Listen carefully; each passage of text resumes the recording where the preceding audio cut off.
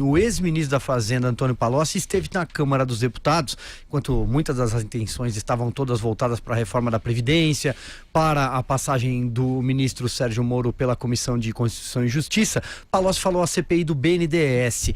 Relator da delação premiada de Palocci no Supremo, o ministro Edson Fachin autorizou que o ex-ministro falasse à CPI somente assuntos relacionados ao banco. De acordo com Palocci, para emprestar dinheiro a países como Angola e Venezuela, o ex-presidente Lula reduziu a taxa de risco sem qualquer critérios técnicos e por uma decisão política. Além disso, o ex-ministro contou que a escolha do, abre aspas, campeões nacionais também partia de Lula. Vera, começa com você então.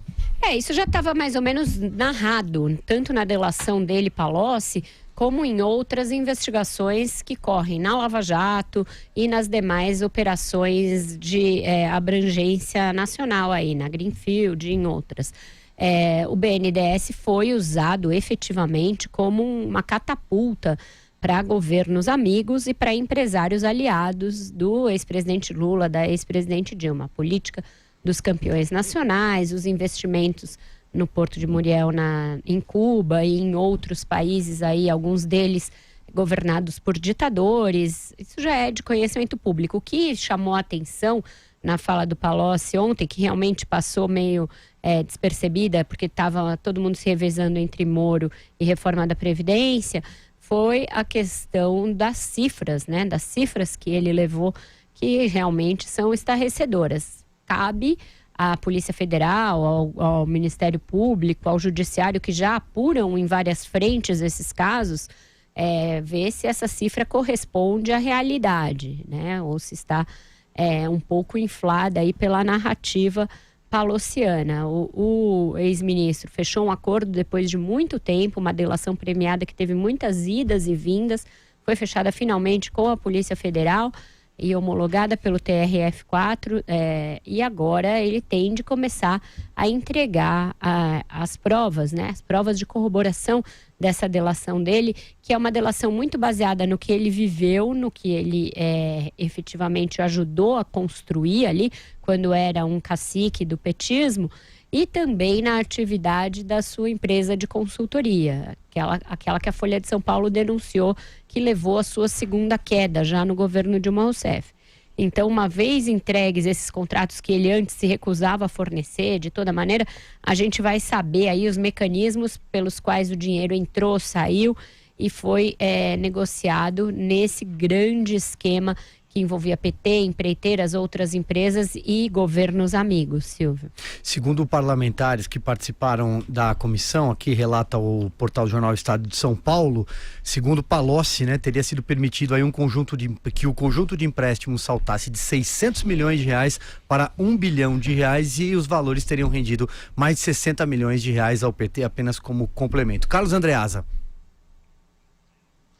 O projeto de poder petista tem um capítulo muito importante no que se convencionou chamar de imperialismo brasileiro na África, né? O imperialismo que foi feito por meio das grandes companhias nacionais, das grandes empresas nacionais, sobretudo empreiteiras, alavancadas pela lógica do campeão nacional, portanto, com motores artificiais fornecidos pelo BNDES. Essa história já é conhecida, né?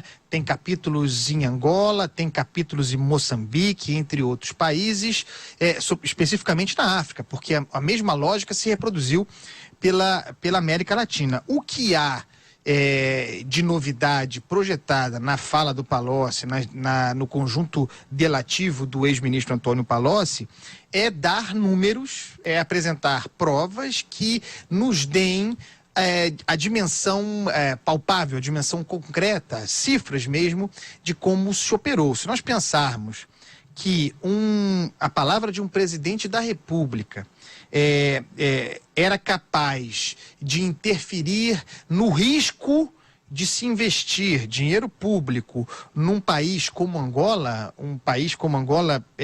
ditadura, democracia inexistente, e a palavra do presidente era capaz de modular, baixar esse risco para aumentar a capacidade de investimento brasileiro, por si só a gente já vê o grau de depreciação do nosso ambiente democrático, do nosso ambiente institucional nos anos lulopetistas.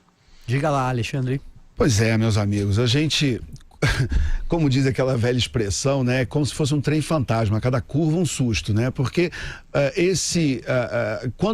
quanto mais se descobre sobre esse período petista, lulopetista no Brasil, mais as cifras vão aparecendo e a quantidade de dinheiro que foi roubada do povo brasileiro é uma coisa inimaginável, é muito, muito dinheiro.